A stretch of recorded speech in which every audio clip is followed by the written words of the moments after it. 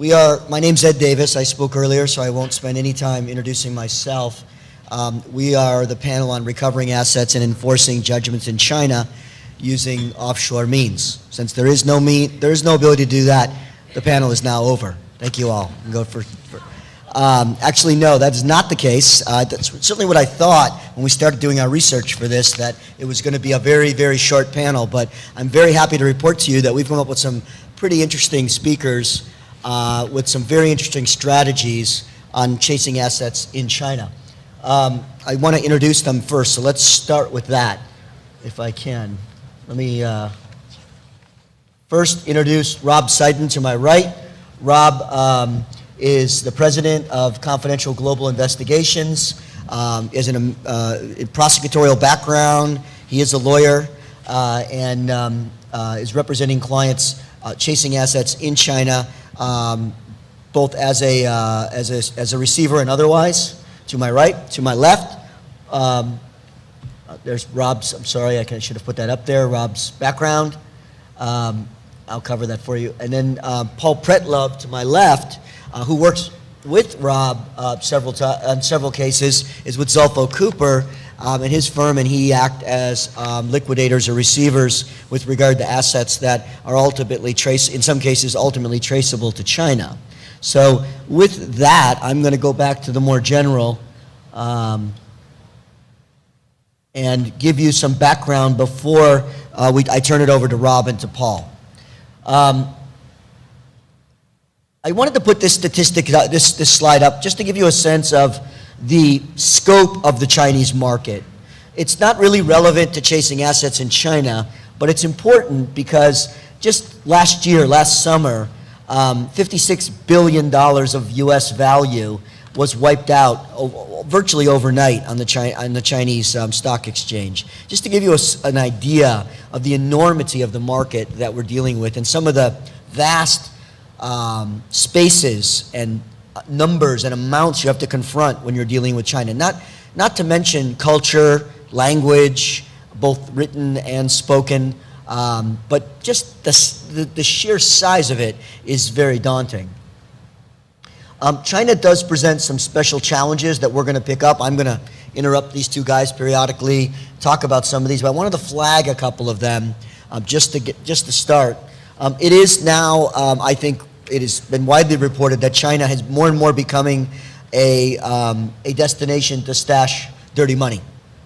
And what happens is, whether it be from a short scam or con to larger cons or corruption, money is going to China and then being starbursted out of China out to other places where it's very difficult to latch onto it because it's gone. It's the headquarters for a variety of common scams now. You have a tremendous amount of accounting fraud in China, so it's very difficult to rely on information you get from China. There is a general lack of cooperation from Chinese law enforcement, although that is getting better. The sense is that is getting better if you know how to interact with them. To a large degree, one of the keys in China is who you're dealing with and how you deal with them, and building your interaction based on personal relationships. If you can build those on personal relationships, you have a much better chance of succeeding. China is not a signatory to many treaties on enforcement of foreign judgments or arbitral awards, but it does have some very useful treaties with Bulgaria and Vietnam, in case those come up in your practice. The focus of this panel is to try to build solutions, and the Chinese government, and you really have to talk about the Chinese government because everything in China is a slave to the government, the court system, the law enforcement system, and every other system that's there, realizes the importance of international cooperation. And they've been quoted as saying, if we want international cooperation with regard to frauds that have been visited upon us in China, then we need to give international cooperation. The key, as I've said, is hire locally, highly connected investigators and local counsel. You've got to get boots on the ground swiftly, and we're going to talk about receivership. And before I turn it over to Rob and to Paul, I want to talk about two examples of those last 3 points. Number one, or actually the hire local and get boots on the ground swiftly. I don't know if any of you saw this article about Mattel suffering a $3 million CFO scandal where someone faked wire instructions to a CFO and Mattel sent $3 million to China.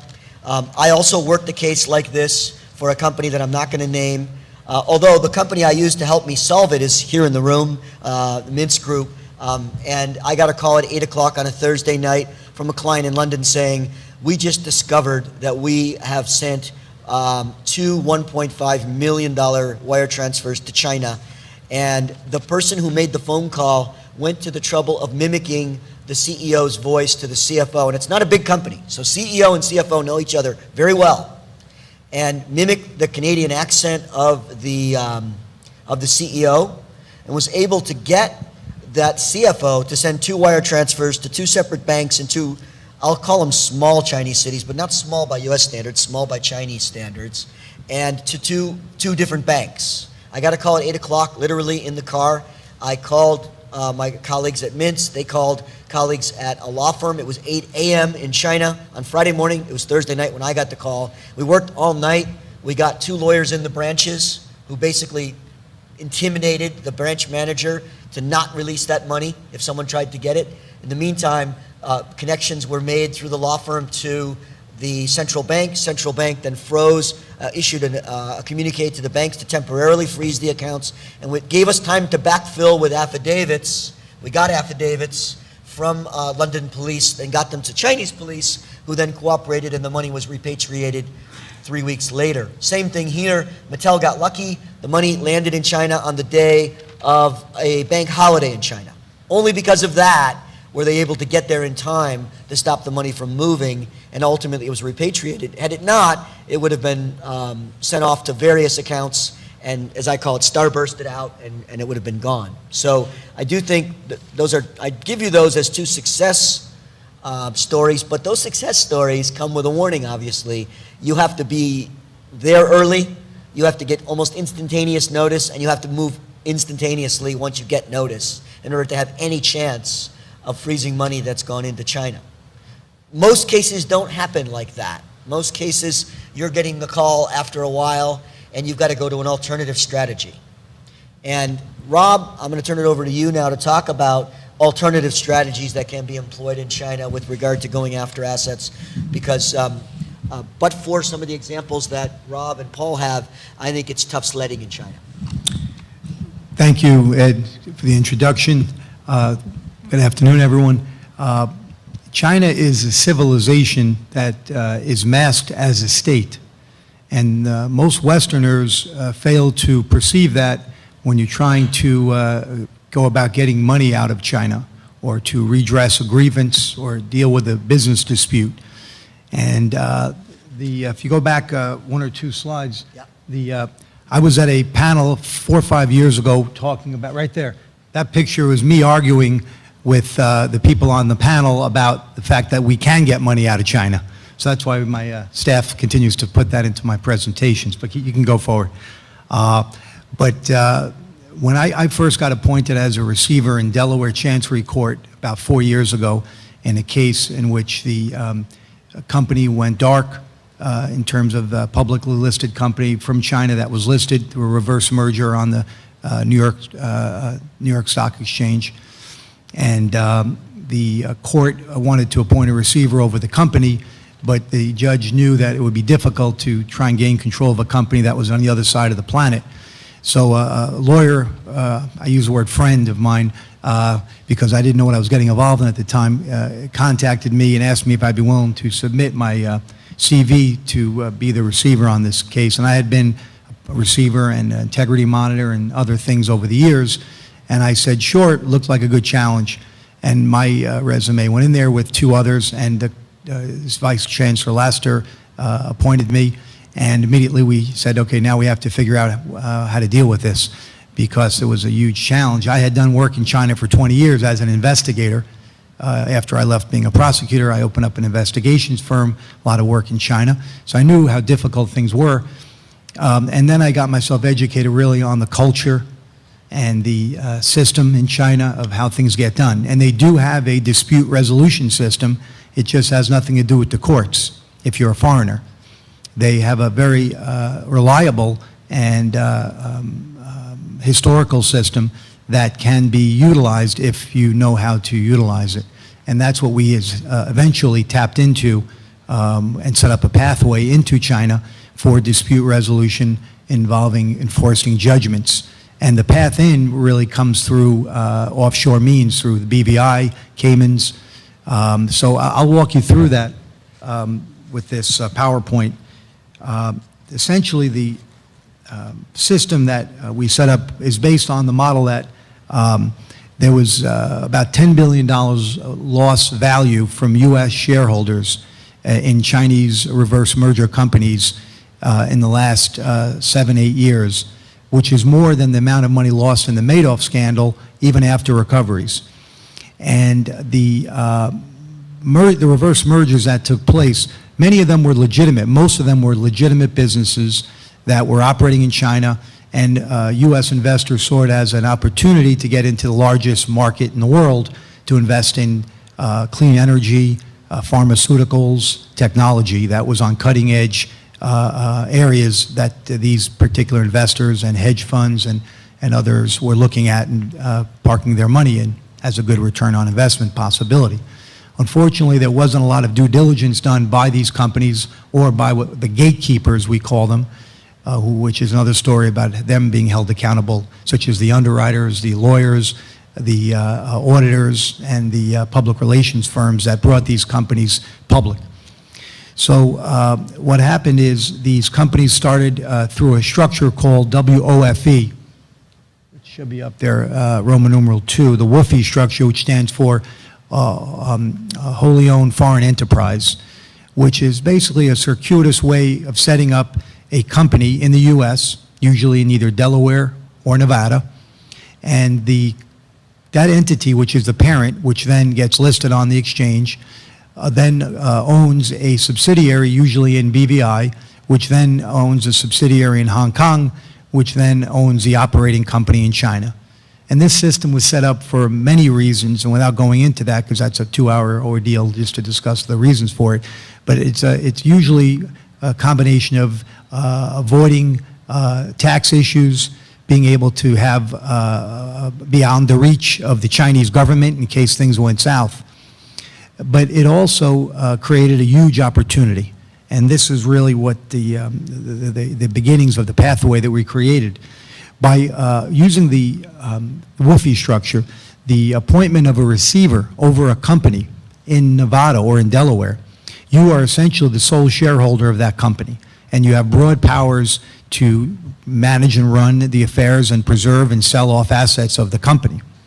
And what happens is the company, after it stops reporting to the SEC, it triggers certain shareholder oppression rights that shareholders then have the right to go into court and seek redress. And one of the things that they can do is have the court grant them a put option, that is to force the company to buy out their shares at a specific price, what the courts deem as fair value, because there's no book value, and you demand that the company provide you with the books and records of the company so you can value your shares. Well, that's usually very helpful, because in China there's a law that they're not allowed to take the books and records out of the country at great risk. So it's an inherent conflict. On the one hand, the U.S. shareholders want to know what the financials look like and need some transparency. And on the other hand, in China, you have a lack of transparency as part of their culture, and also a disincentive to provide the financials. So as such, the court looks at that and says, well, you either provide the financials or I'm going to hold you in contempt. At that point, they don't provide them, and the judge invariably can hold them in contempt, which is what happened in that first case I got involved in several years ago. Now I have about 20 of these receiverships, and we've settled about half of them and got money back for U.S. investors, just to jump ahead. At that point, the receiver is appointed to enforce the judge's order, and the receiver collapses down the entities by using corporate governance. And this is really where Paul's firm has been very instrumental in working hand in glove with us to take actions on a very expedited basis to control the operating company within China by first taking the U.S. order and bringing it into BVI, and then Paul can walk you through what happens at that point, and then we can pick up from there.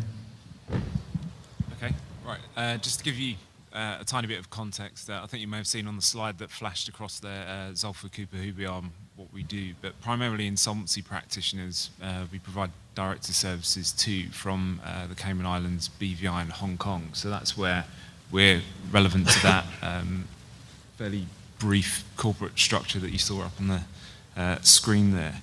So just to recap slightly on what Rob said already, the situation that we're presented with and where we come in would be he's been appointed as receiver of a US entity holding the shares in a BVI company.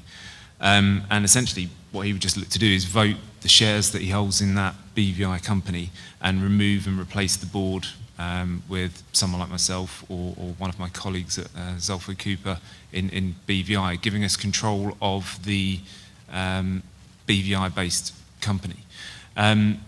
In then achieving that, we would work down the structure that you see on the screen there to Hong Kong, and again, simply just vote the shares and remove and replace the directors of the Hong Kong company, and move our way down the chain to China.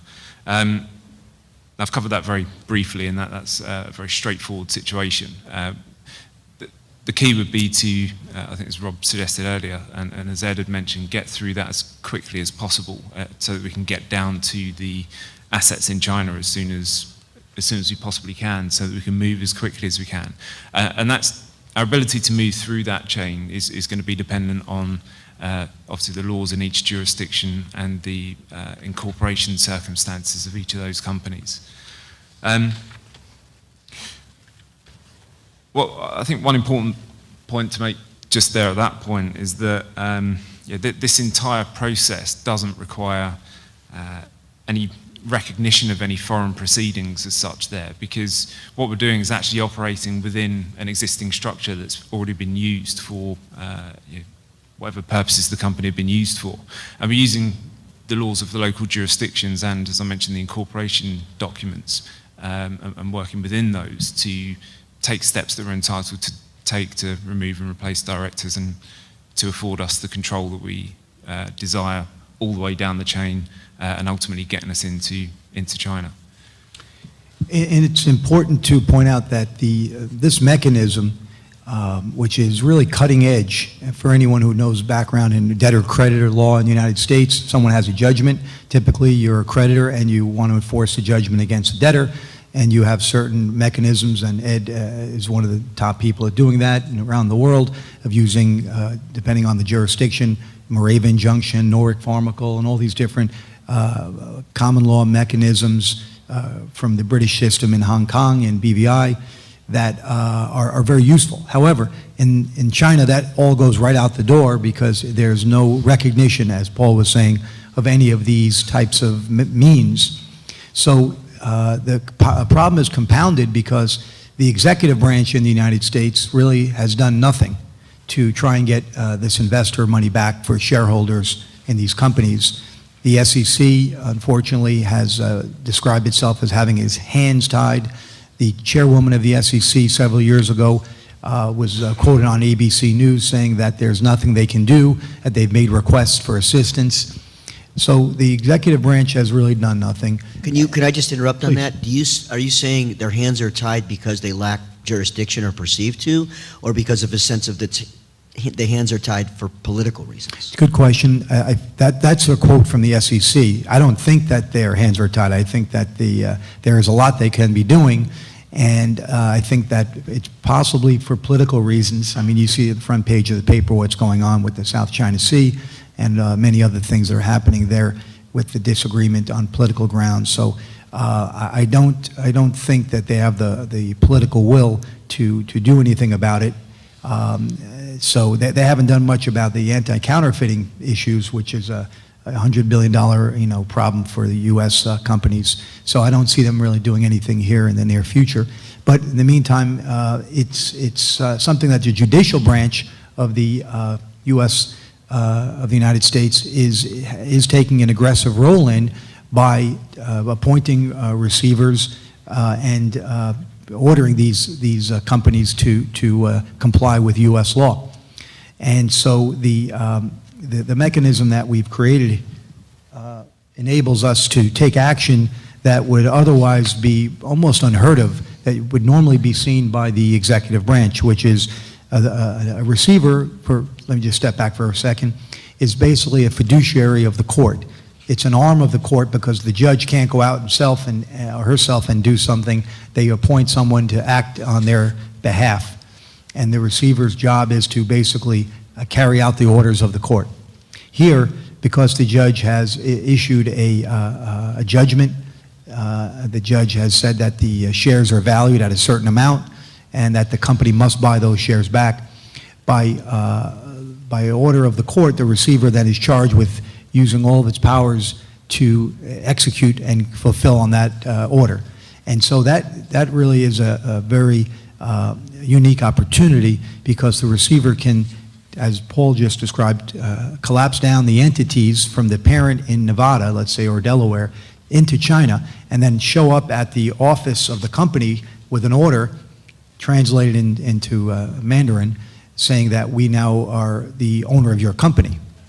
And that creates a very unique circumstance, because now you're approaching the company not as a creditor, which you would normally be in a judgment situation, but you're actually standing in the shoes of the company itself, which creates a lot of opportunities. For instance, if the company, when they went public, when they did their investor raise in the U.S., put the money in U.S. bank accounts, which they always do initially from the lawyer's escrow account, sometimes they leave money in those accounts, either because they forgot or because they have decided to leave it there for a safe haven in case they come to the U.S. at some point in the future. And usually it's not an enormous amount of money, but we've had cases where we found hundreds of thousands of dollars in bank accounts in the U.S. And as a receiver, you call the bank. You don't even have to send them a subpoena. You send them a copy of the order, and we tell them that this is our bank account, and here's a court order. We'd like our funds, and change the signatories, and please wire the funds to our escrow account. And banks have done it, including China Construction Bank, Bank of China. Can I ask a question on that?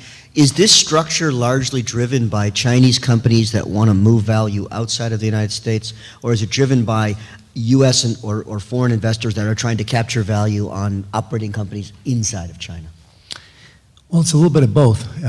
The Chinese companies, it's a lot better for them to raise capital in the U.S. It was, at least during the big boom years, 2008, 2007, 2009. Because raising capital in the U.S. was a whole lot easier than raising it in China. The financial information that they had to provide was really unregulated. No one was checking to see if the financials were accurate in terms of what they were reporting for revenue or EBITDA. And ultimately, when the tide rose, or the tide went in, as was described earlier, we saw that the financials often were misstated or blatantly fraud. Because the tax filings by the companies in China at the SAIC, the state agency for the filings where they're kept, the incentive there is for the companies to minimize the amount of their financial condition to avoid taxation, whereas the numbers they're providing to the SEC when they go public is usually higher to attract more investors, so there's an inherent conflict, and there's almost always going to be a big variation there, which leads to shareholders saying that we were lied to about the financials. But the companies want to be able to take investor money, and many of them, from our interviews of the chairman after I get appointed, the chairman tell me that they didn't realize the degree to which they had to report their financial condition to the U.S. government. That's what they say. Some of them, I think, were honest about it, and some of them, I think, didn't care and just wanted to take the money and said, okay, come and get me. So, which is a good segue, because that's basically what we've done. We've set up a system where we go in as a receiver, and we walk to the bank and hand copies of the order to the bank and ask the bank to change the signatory. You can imagine how that goes sometimes. In China. In China, yeah. And the other thing is there's this antiquated system in China involving this thing called the CHOPS, if you haven't heard of this. It's basically it's a several thousand-year-old system that's still used. It's essentially a corporate seal of the company that you cannot conduct business without the CHOPS. And it has to be stamped on every transaction. Any bank accounts have to have the corporate seal. This CHOPS, anyone who holds the CHOPS controls the company.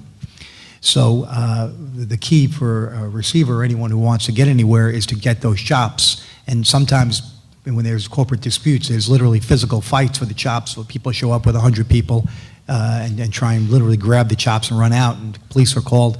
We haven't gotten to that yet, thankfully. But we have applied to the offices to get a replacement chop when they refuse to turn it over to us, and we've had some degree of success with that. But the key at the point in which you're actually in China is to get the cooperation from the local government, because the national level, the party is not going to publicly help you. But they do want the problem to go away. They do want to save face, and they want to help you, but it has to be done within the system that China recognizes of how to resolve disputes, which is to have a meeting, usually in a tea house, and to say, we've had a misunderstanding here, let's figure out a way to resolve this. And ultimately, after many of those meetings, checks are eventually written. Part of it is that there has to be pressure points exerted on the chairman of the companies to bring them to the table. And that can either be through contacting their customers as a receiver, their suppliers, trying to freeze shipments as they enter a port that's favorable to the U.S. There's a variety of different mechanisms that we use to get the attention of the chairman. And ultimately, we'll use the U.S. Embassy to send letters on our behalf to the vice mayors in certain jurisdictions.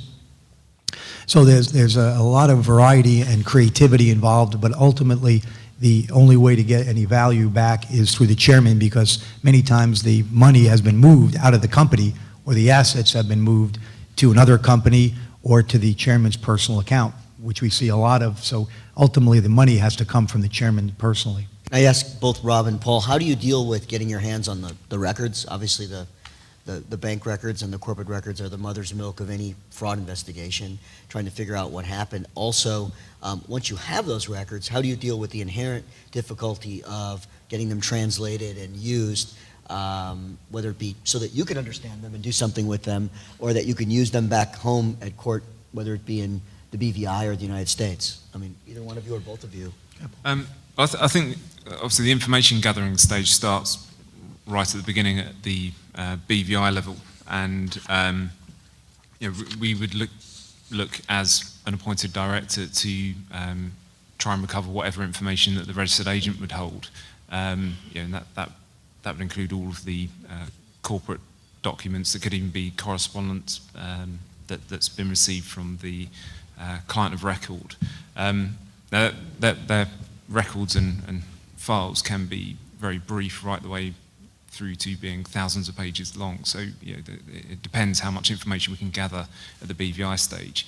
Hong Kong, there's quite a lot more publicly available information, and that's more typically where you're going to find that there's going to be bank accounts possibly held, or slightly more correspondence there. As a director, I think, as Rob's alluded to, we'd look to change signatories on bank accounts and try and take control of those bank accounts, get copy bank statements, and just look back at the financial history of the company. But when it comes down into China, I think, as Rob's already started to explain, those chops are all important to gathering further information wherever that would be from. I suppose the idea of a chop is slightly unusual to us, those that don't operate in China, and slightly alien to us. But really, I suppose the idea is as an added level of security. So it's not just that an authorised signatory would be able to sign for the company. To do certain things, you would need any number of different chops to do certain things. So if it's the case, as it most often is, that we either someone's taken those, as Rob described, and disappeared with them, or we simply just can't find them. There are some steps that we've been able to follow directly with the Public Security Bureau, where we can follow a process of reporting them as missing, advertising them as missing, involving the local police, and looking to have replacement chops provided to us. And once we do that, that then gives us the ability to go to banks and gather information in China, and even to the tax authorities to get information about invoices or tax receipts that have been produced by the company, and further understand what its financial dealings and affairs were. Yeah, I mean, this is the equivalent of a corporate takeover. You remember the old days of corporate takeovers or hostile takeover. It really is, because once we get into China, we actually have the right to sell the company to a competitor, sell off assets, merge the company in with another company. There's really a broad spectrum along which we can deal with and dispose of the assets or the company itself in order to get money back for the shareholders. And it's a pathway that the U.S. courts are very supportive of. And in fact, the Chinese courts are starting to become supportive of too. There's a slide at the end called Sea Change, which I'll just jump ahead to really quick. I know Ed's probably I'm jumping around a lot, but there was a decision from the highest court in China, the People's Supreme Court. I think it was last year. This case, it's Sino Environmental versus Green Thumb, which was a offshore liquidator in Singapore, was the parent of the operating entity in China. And the parent demanded that the operating entity push the money up to the parent from the subsidiary and take all these other actions basically to benefit the liquidator who was doing it on behalf of the creditors. And the company refused, and there was a lawsuit filed, and at the local level it fought back and forth, intermediate level, ultimately went to the highest court. And when the court decision came down, the court invited in media, all the local media, national media, and professors from Beijing University and other universities for their reading of the decision. And the decision came out in favor of the offshore liquidator, saying that the subsidiary must comply with the order of the parent, even though it's not in China, which was really a groundbreaking decision in China. The holding really was based on the fact that not so much that Chinese companies must comply with foreign orders, rather it was based on the parent-subsidiary relationship, that the subsidiary must comply with what the parent tells it to do. I guess that must have been a longer tradition in Chinese culture that they imbued in their ruling, as opposed to relying on recognition of a foreign judgment or a foreign order. But based on that decision, there's been other cases that have come down recently that seem to indicate that China is trying to, as you've seen with the China currency entering the global market and other indicators, that they are trying to become more friendly to foreign investment. And it could be a good opportunity for more of the things that we're doing and for more potential investment in China to be done in a safe way. Because now there's very few people willing to invest in China after what has gone on. And I just wrote an article recently, it's about to be published, on investing in China safely to avoid losing your investment, because there is a great market there, but you have to know how to do it. Rob, have you seen, or Paul, have you seen any distinction from the Chinese side between a receiver showing up or a liquidator? Obviously, a liquidator's different than a receiver. You have an equity receiver versus a liquidator appointed, either whether it be a U.S. trustee in bankruptcy or a liquidator in the English or English influence system. Or is that a nicety? We've battled about that in the Stanford case, right, and the Madoff case, and then others. It's really not. But is it an issue there? No, they don't see the difference. It's a foreigner coming in trying to tell them what to do. So whether it's a liquidator, receiver, or any other court fiduciary, I haven't seen any difference in terms of how they receive the person. If the assets are there and the assets can be secured and liquidated, it really doesn't matter who the person is, as long as they have the order and the power to do so. Is there a formal recognition procedure you go through to ask somebody to recognize you, or is it all about having that piece of paper that says, we own this company now? Yeah. I think it depends on the circumstances. We had the straightforward corporate structure chart up there, and we can be dealing with any number of ultimate assets or circumstances or situations. But more often than not, I think, as Rob's described, what we're trying to do is maintain the existing corporate structure and operate within that, and just take over that structure. So in that sense, there isn't a foreign recognition required of any appointment, such as a liquidator. It would really be a regime change. There's new directors. Certain things would need to be updated. Registers would need to be updated with the AIC in each affected province in China. And once we've got that authority recognised and registers, etc., updated, we are in control of that company, and we can do as we require with that company to flow the money upwards, up through the chain to the victims.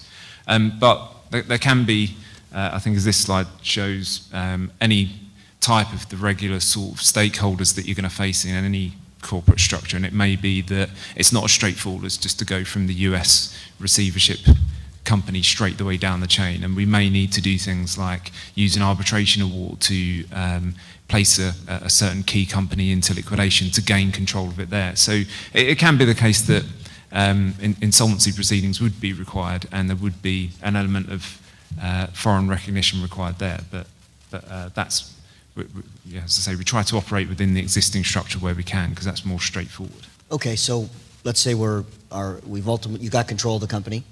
How do you now turn it into cash and get it out? I mean, I think that's one thing that, if I can figure out how to use this, that we all ultimately want to find out, because if you do just a casual search right now on the internet regarding China, you will see there are lots of stories being written about how the Chinese government is seriously trying to restrict the movement of cash outside of the country. And obviously that makes sense in light of some of the economic challenges that China has faced, including the one I put up on the board at the outset of this panel. A, how do you get it turned into cash? And B, once you get it turned into cash, how do you get it out so that you can distribute it to the creditors or victims? So that's a good question. We had that situation. We just settled a case this past summer that was publicly reported on, so I can speak about it. A company called Shanghai Pharmaceutical Inc., which is a significantly large pharmaceutical company in China that ships all over the world. And I was appointed receiver over the company. We had several meetings with the chairman using the techniques I described before, and ultimately he agreed to buy out the U.S. shareholders on a per-share basis. The stock was trading at about 8 cents when I got appointed. We ultimately got $1.65 per share back for the shareholders. And what happened was, once we got the agreements all signed, the chairman agreed to give us the money. The question was, how do you get it out? Because of exactly what you're talking about, Ed. The country does not want any money leaving. So with that as the obstacle, the traditional method is you go through this system called SAFE, S-A-F-E, the State Agency of Foreign Exchange, which would require here, if the basis for moving the money out is to pay off U.S. shareholders regarding a lawsuit or a business dispute, the Chinese government with the SAFE system would probably knock it out and say no. And then after you apply again and reapply over and over again, maybe after 6 months to a year, you'll be able to get some of the money out. It would be very difficult, but that's traditionally the way to do it.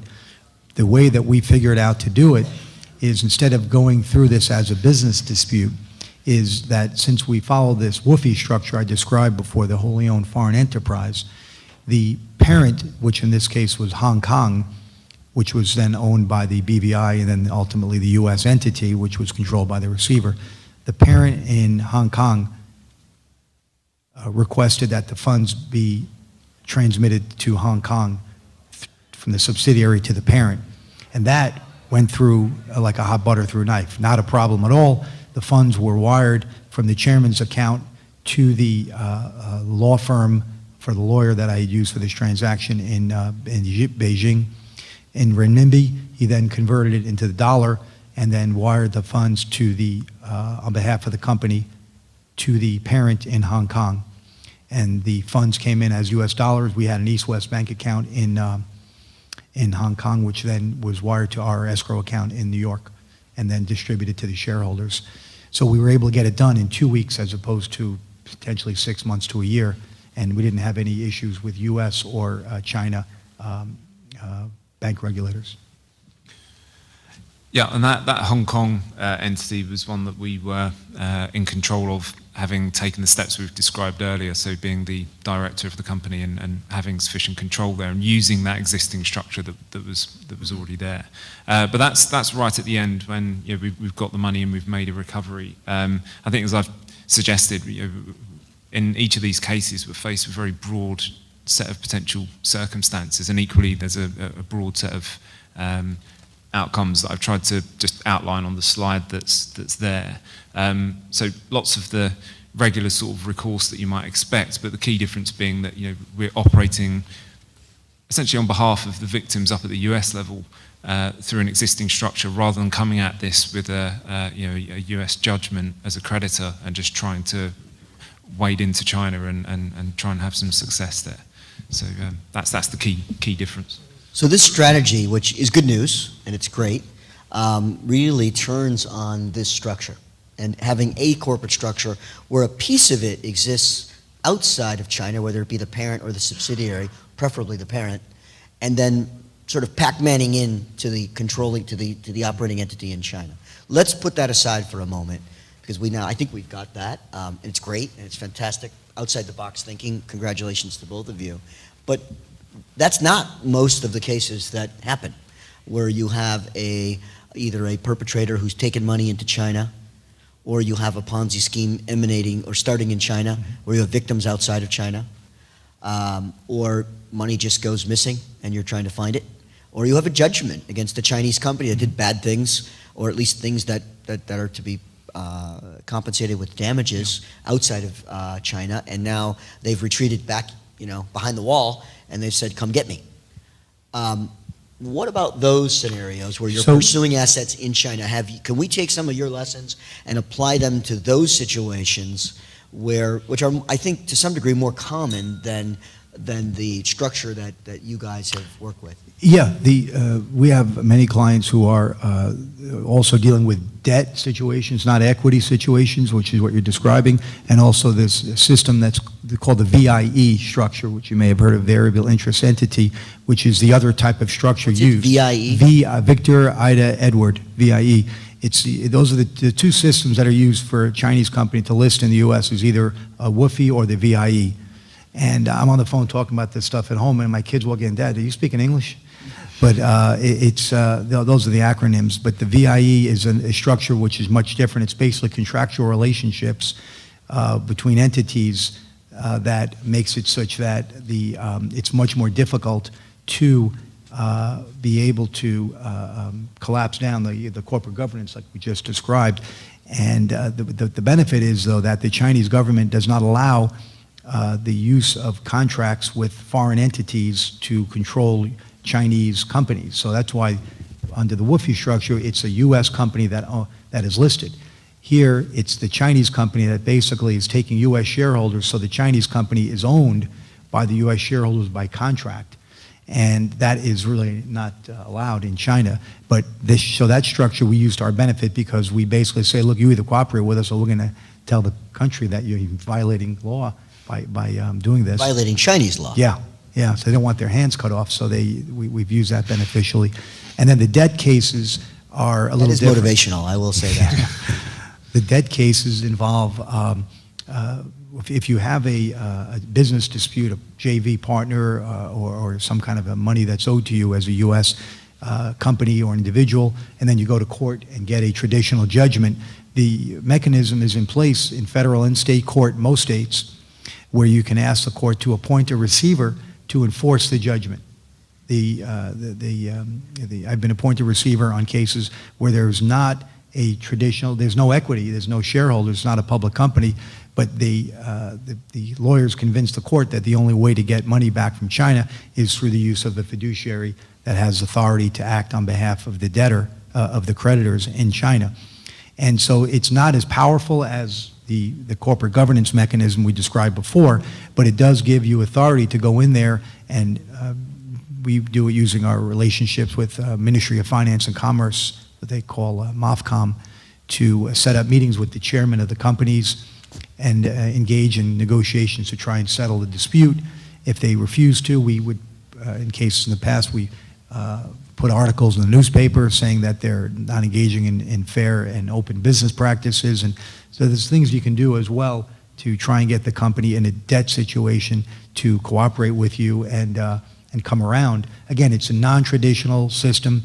You can't go to court and say we have a U.S. judgment, we want to domesticate it here and have you recognize it and allow us to issue subpoenas and freeze orders and all that good stuff. It's just not going to happen in China in our lifetime, it doesn't seem. But the system is in place for this dispute resolution, but we have to, as Westerners, recognize that the system is there and work within that framework. Let me unpack that a little bit because I'm aware of at least one case where a Chinese company came into Florida and essentially through a series of what were on their face joint venture agreements, copied and stole all of the technology of a company and then used it for its own benefit out of China, and then slowly cut off the U.S. company and set it adrift and then started competing with it. And I'm sure this is a story we've all heard, or at least read about. That company, the U.S. company, got a fairly large judgment against the Chinese individuals and companies that were involved.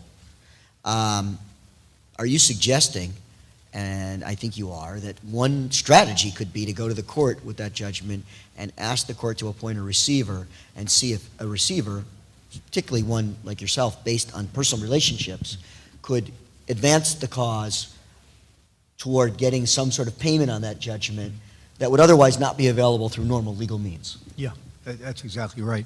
Yeah, I get calls all the time from class action lawyers who have gotten these huge judgments against Chinese companies, and after they've gotten a few $1 million out of the insurance policy, taking their fee and then leaving basically pennies for all the shareholders, they call me up and say, Rob, can you help us enforce this judgment in China?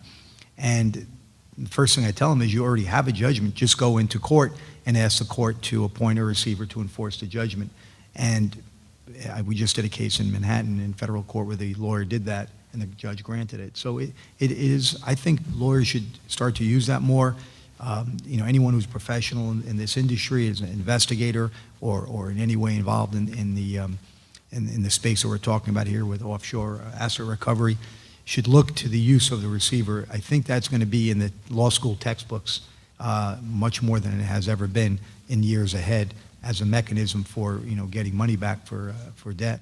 Let's cover another aspect of this, and that is that it would seem to me, Paul, that it would be insane and probably a waste of time and money to just get on a plane and go to China and try to advance your cause without having a tremendous amount of local knowledge, local on the boots on the ground that could assist you with figuring out the best way to make the approach that you're suggesting, Rob.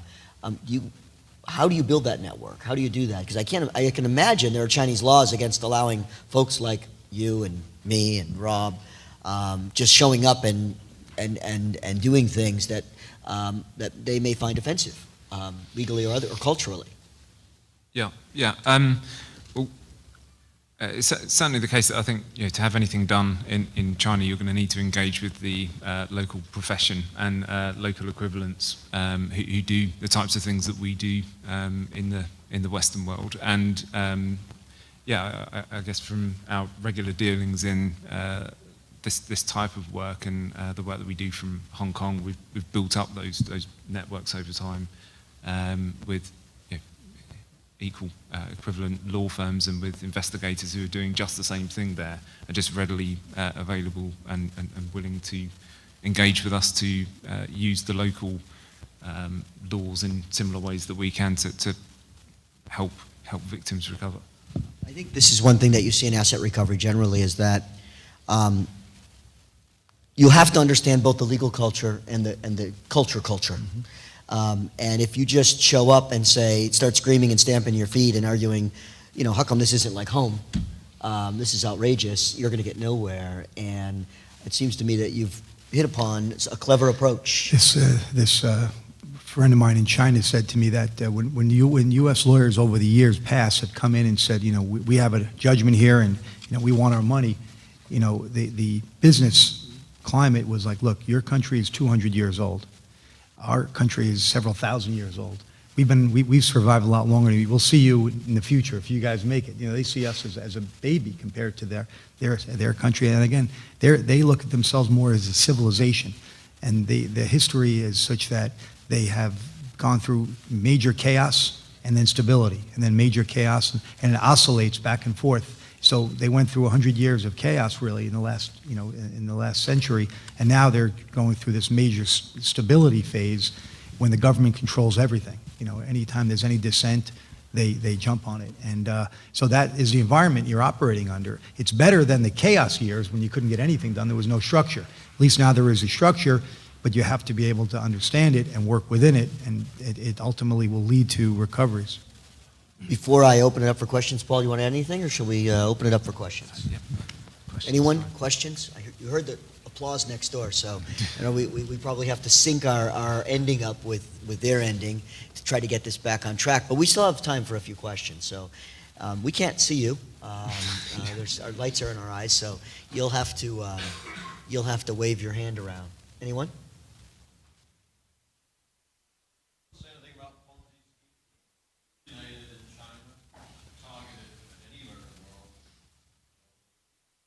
There have been some big ones, including a recent one. But as far as I know, there's been no movement back up the chain toward the originators of those Ponzi schemes. And I don't know, and maybe is Jim in the room? Jim Barnacle from the last panel? Does FBI working any of those cases from a criminal standpoint? I don't know. I haven't seen it. There's one, Sabio. Has anyone followed is it, Chris, do you know this one that just happened in China about a month and a half ago that broke? Very big, supposedly $6-7 billion.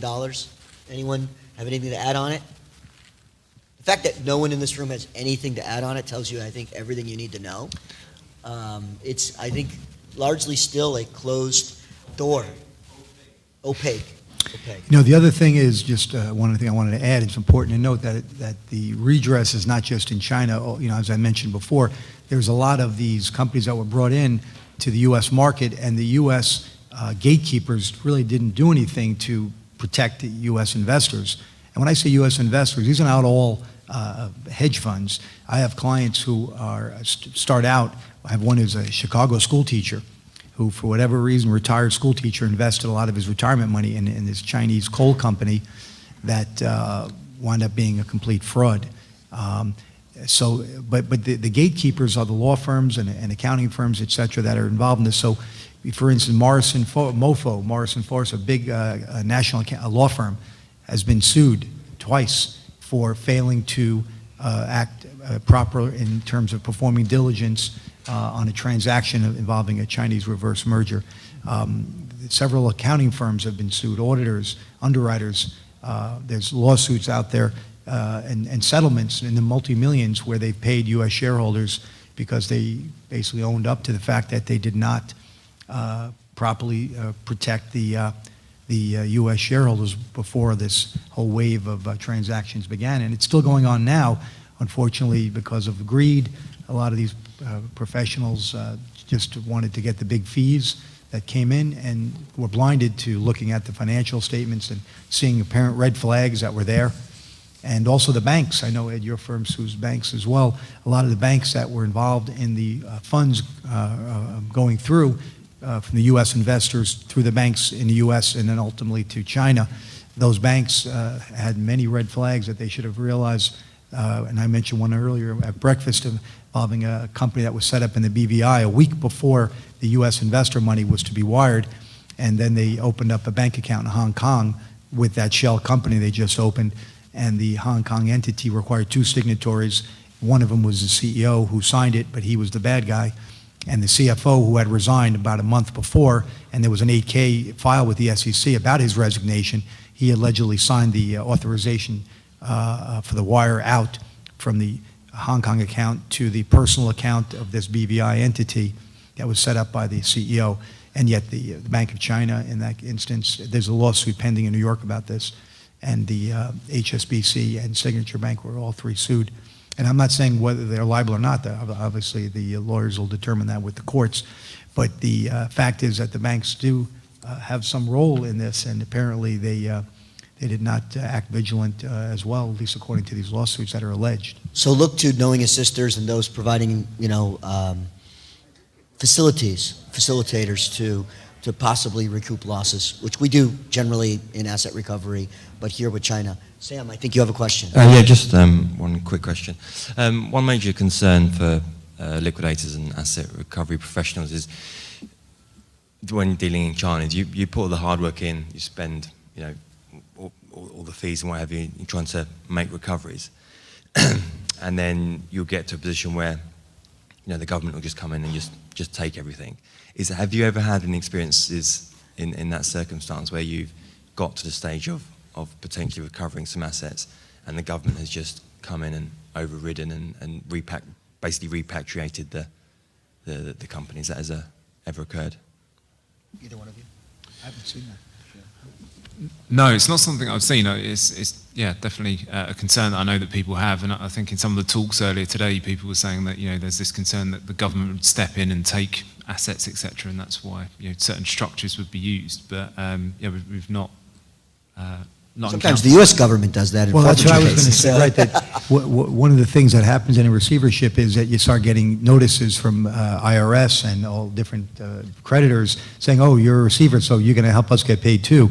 But the unique nature of this is a special purpose receivership, so you're really only charged with getting money back for the shareholders of the lawsuit, and it really eliminates liability or responsibility to any third-party creditor other than the initial plaintiff, if you will.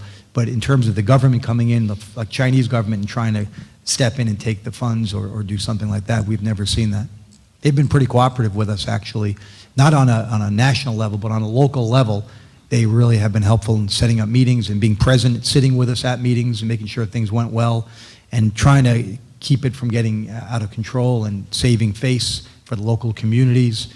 A lot of these chairmen are successful because they were members of the party in different positions, and they're educated, and a lot of them were educated in the U.S. or in the U.K.